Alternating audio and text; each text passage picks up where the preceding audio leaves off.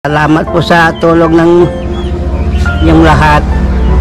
Biyaya na dumating sa akin. Kung wala kayo siguro wala na rin ako. Kung buti dumating kayo. Maraming salamat po sa inyong lahat.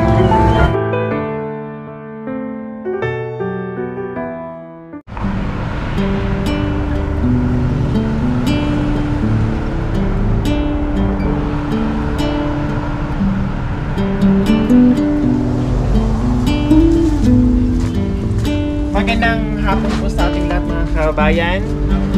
Papunta tayo ngayon kay Tatay Juanito, no? Kasi nakiusap tayo na yung bahay ay kahit paano ayusin para walang tulo pag oras umuulan, hindi nababasa si tatay sa loob.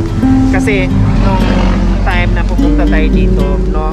At nagkataon din na umulan, basang-basa yung loob ng bahay ni Tatay Juanito. Kaya sabi ko, bago ako magbayad ng 6 na buwan ay kailangan kausapin ko muna at ipaayos ko yung mga tulo para kahit komportable naman si Tatay Juanito. Kaya ayan po si Tatay Juanito. Tao po! Madam. Tao po! Madam. Hello! Madam. O bakit hindi niyo po ginamit yung foam? Na tayo kumudam kasi maraming alikabok. Kumbaga nilinis niyo po muna, itinabi niyo po muna. Oo, madam. So ayan po mga kababayan, yung sinabi ko na ayusin. So ito, nilagyan niyo ng bintana, wala to noon, no? Madilim, sobrang dilim, ngayon maliwanag. O di ba? Maliwanag na kahit walang ilaw, maliwanag sa loob. At yung nandito, wala na ring basa sa loob, no? Kasi wala nang tulo dahil inayos. Pumunta po pala dito Tatay Juanito, yung may-ari ng bahay. Oo, madam. Si ano nga po pangalan no? Nakalimutan ko po. Iman, madam. Si Kuya Iman. Iman. Ayan, so inayos na. At yung ni-request ko rin po mga kabayan na maglagay ng ilaw. So maliwanag na kahit ganito lang kalaki at isang ilaw lang, maliwanag na siya. Kasi nung nakaraan sobrang dilim. Kahit may ilaw dito sa loob, sobrang dilim po talaga mga kabayan. And then inayos na rin dito. Ayan, malinis na. Malinis na. Pati yung tawag nito, yung kalan, lagayan ng mga pinggan. Basta malinis siya, malaki ang pinagbago. Oh, may prutas si Tatay Juanito. So ayan, maraming salamat po Kuya Iman. No, si Kuya Iman po mga kabayan, ganito po, no. Kasi merong nag-comment doon, syempre hindi alam yung story, no. Nag-comment doon na sana hindi na sinisingil si Tatay Juanito, sana hindi na binabayaran yung bahay. Yes, ganun po ang nangyayari minsan pag walang iabot si tatay. Halimbawa 1,000 po ang isang buwan, no? Halimbawa ay ang iabot ni tatay is 400 lang, 300 lang, yung ganon, tatanggapin po yun ng may-ari ng bahay na si Kuya Iman. Hindi na po niya sinisingil yung balanse, no? Ganon po madalas na nangyayari kasi naaawa din po siya kay tatay, may malasakit din po si Kuya Iman, no? At kung ano lang po yung binibigay at kinikita ni Tatay Juanito, syempre hindi lang naman magbayad siya ng bahay, kakain din po siya sa araw-araw. Kaya ganun po ang nangyayari. Kaya maraming salamat po Kuya Iman, no? At inayos yung request ko, ginawa niyo po kaagad. Maraming salamat sa inyo Kuya Iman. Ayan po sa ating mga sponsors mula nung umpisa dito kay Tatay Juanito hanggang ngayon. Maraming salamat po. Ito, nabigyan natin ng pagkakataon si Tatay Juanito sa kalagayan niya na kahit paano naayos natin. And then yung isang anak mo punta-punta naman dito, hindi lang kanina. Pumunta po dito tatay. Yung isang anak niyo po. Kanina, madam. Kanina. Umuwi lang po siya kaagad. So nandito po kanina mga kabayan. Hindi kami napang-abot kasi malayo ako. Ibang lugar din siya, malayo din siya. Hindi kami napang-abot. Gusto ko sana makausap. And then tawag nito, may trabaho po kasi mga kabayan, no, kasambahay, mahirap din, alis ng alis, din wala yung amo, no, baka mapagalitan, plus yung grabe naman po yung kanyang pasasalamat sa nangyari dito sa Tatay Juanito niya. Nasabi niya sa akin, sige, okay lang po, nasabi niya sa akin mga kabayan na meron silang samaan ng loob ni Tatay Juanito noon, no, may samaan sila ng loob ni Tatay Juanito. So nung nalaman niya na pumunta kami dito at na-i-vlog si tatay at pumunta din siya kaagad dito, binisita niya kaagad dito yung kanyang tatay kung ano na ang sitwasyon at kung ano na ang kalagayan, no? Kaya maganda yon kasi nadalaw niya at kanina dinalaw din na yung tatay niya.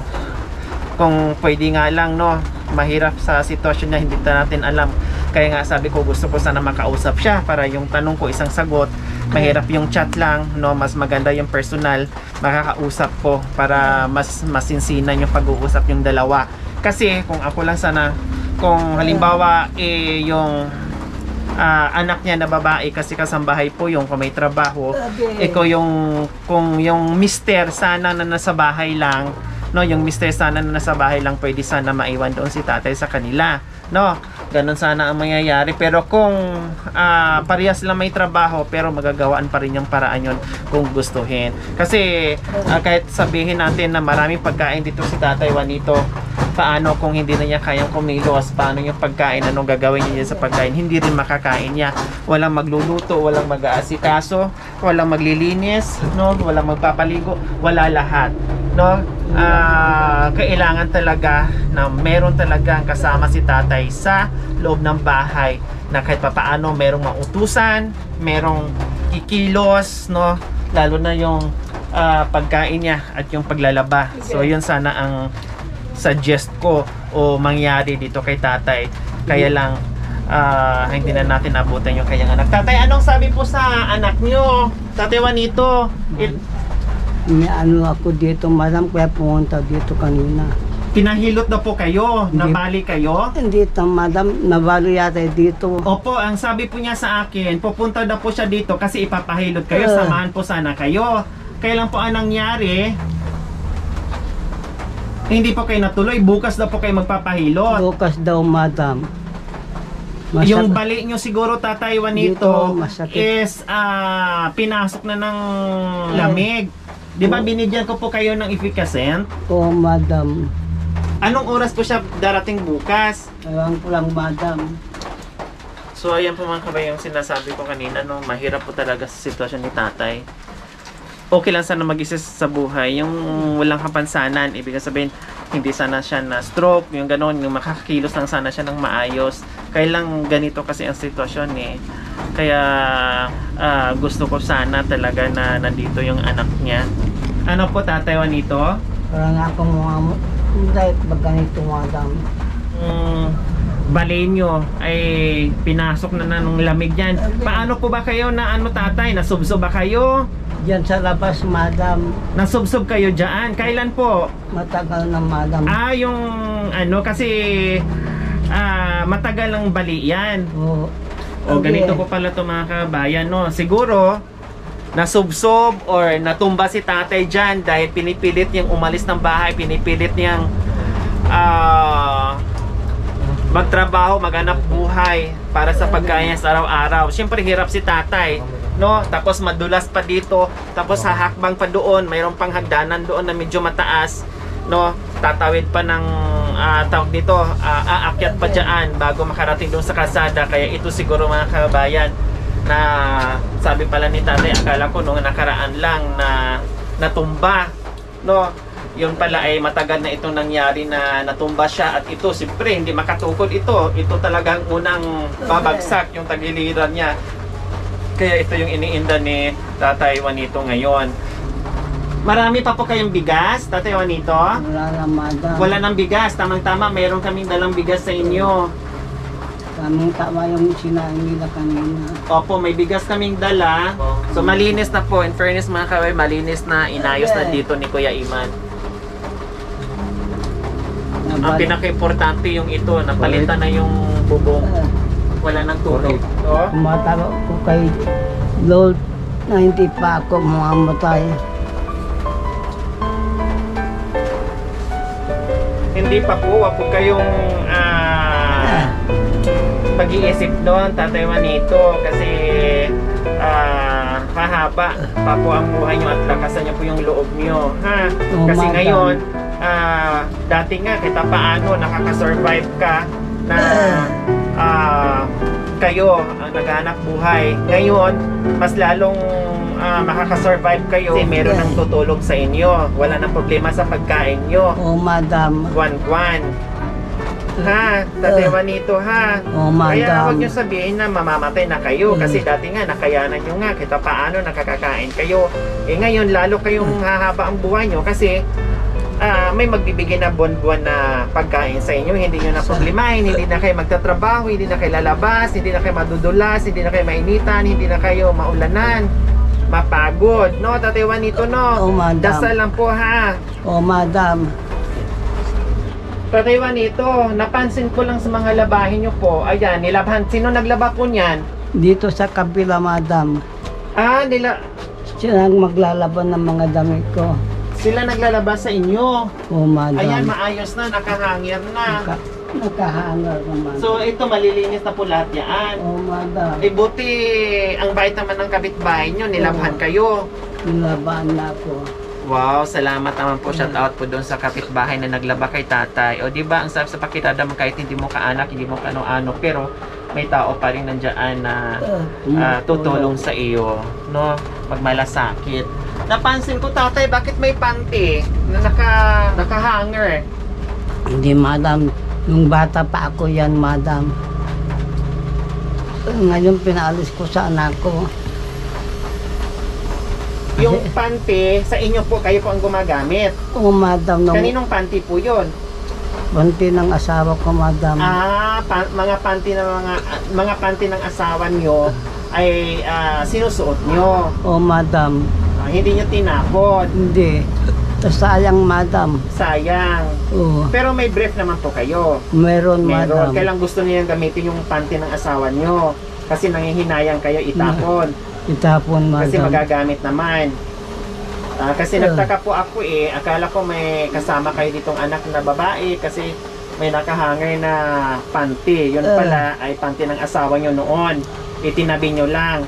Oh, madam. So ayan po mga kabayan, no, babalikan po natin si tatay bukas kasi sabi ng anak niya ay babalik daw dito at sasamahan natin ipahilot si Tatay Juanito, no, kung ano po ang gagawin natin dito kay Tatay Juanito. Titinan po natin, basta babalikan natin dito si Tatay Juanito mga kabayan, no, monitor natin. Buti ngayon kahit paano ay yung anak niya ay dinadalaw, pinupuntahan dito. At sino po may dala ng mga prutas, Tatay Juanito? Yung mga prutas, madam. Opo. Yung dito sa kabila, madam. Binigyan kayo ng mga Oh, prutas. binigyan ako. Binigyan din. Ayan, may mga prutas naman. Binibigyan kahit papaano. Simpleng bagay kahit papaano nakakatulong. Malaking bagay po yun. Madam. Nung nakaraan din po, no, sabi ni tatay, katulad nito, ay yung kapitbahay nila ang naglaba kay tatay. Tapos noon, nung hirap pa si tatay sa pagkain niya, sila din po ang nagbigay-bigay ng pagkain. Mamabait naman yung mga kapitbahay ni tatay kahit paano. Binibigyan-bigyan siya kung ano yung pwedeng iabot, no. Tulad dito, may mga prutas, nilalabhan, no. Binibigyan ng ulam, binibigyan ng pagkain. Ganun po ang kapitbahay dito ni Tatay Juanito. Kaya maraming salamat. Plus, yung pumupunta na yung anak niya dito na sinisilip. Kasi iba talaga yung alaga ng pamilya, yung kaysa sa kapitbahay o kaysa sa kaibigan. Mas masarap talaga yung pakiramdam na dadalawin ka or pupuntahan ka sa sarili mong anak or sa sarili mong pamilya na kahit paano maibsan yung kung ano yung nararamdaman, no. Ganun po sana. May dala kaming bigas, Tatay Juanito, ha. Oh, madam. Ayan, ito. May dala kaming bigas. Kailan po nakalimutan namin lagayan ng bigas. Ay, lagayan. Opo, nakalimutan po talaga namin. Bibili sana kami ng malaking balde or basta something na pwedeng lagyan para hindi kakainin ng mabait. No, nakalimutan, di bali, pagbalik na lang namin ay yon ang bibilhin namin, Tatay Juanito, ha. Tapos syempre Okay, madam. magbigay din ako ulit ng cash si Tatay Juanito po, mga kabayan, doon yung pera niya na nagagaling po sa ating sponsor, may naiwan po doon na 6,000 plus, no, almost 7,000. So magbigay tayo uli ngayon ng 1,000. Tapos ang bigas ni Tatay Juanito is 2 po yun. So dinala lang po natin ngayon yung isa. So may isa pang naiwan sa bahay. Then yung almost 7,000, yung 6,000 plus, magbigay tayo ng 1,000. So mayroon si Tatay almost 6,000. Tatay Juanito, hawakan nyo lang po ito. Madam. Hawakan nyo lang po yung pera, ha. Hawakan nyo lang po yan para pag meron kayong bibilhin ay may madudukot kayo, kasi meron pa namang natirang groceries. Hindi naman basta-basta maubos ni Tatay yung groceries. Merong natirang groceries plus may bigas na isang sako. Hindi maubos ni Tatay ng isang buwan yan, no? 2 buwan pa sa kanya yan. Tapos may cash si Tatay Juanito. So ayan, maraming salamat po muli. Ito lang po yung ating update ngayon ni Tatay Juanito. Salamat, naayos na po, maliwanag na sa loob, may bintana na, napalitan na yung bubong, wala nang tulo, maayos na, malinis na, no? At hindi tulad nung punta natin nung nakaraan dito na talagang sobrang dumi, kaya lalong dumadami yung RET kasi marumi yung paligid, maraming basura. Ngayon malinis na, kaya hindi natatagal o maibsa na yung RET dito sa loob ng bahay ni Tatay Juanito. Maraming salamat po muli sa inyo. Nawa ipagpalain po tayo ng Panginoong Diyos araw-araw. Nawa ibigyan pa po tayo ng kalakasan ng katawan sa araw-araw. Nawa ibigyan pa po tayo ng mahabang buhay upang sa ganun marami pa tayong matulungan na kagaya nila. Sa mga kababayan, huwag niyo pong kalimutan paki-share at subscribe sa aking YouTube channel, Lori Aquino Talita. Maraming salamat po. God bless us all. Bye, Tatay Juanito. Dito na po kami, ha. So hanggang dito na lang po yung aming update, and then abangan nyo lang po yung kasunod na update namin, kasi imo-monitor pa rin po namin si Tatay Juanito dito, ha. Punta-punta at bisitahin namin si Tatay. Kausap po naman yung anak niya, no. Ka-chat ko naman. Kailang wala lang pagkakataon na magkita kami personally, kasi pumapasok bilang isang kasambahay, and then yung oras namin hindi magkatagpo. Pero try namin bukas kung ano po ang mangyayari, baka bukas magtatagpo na kami.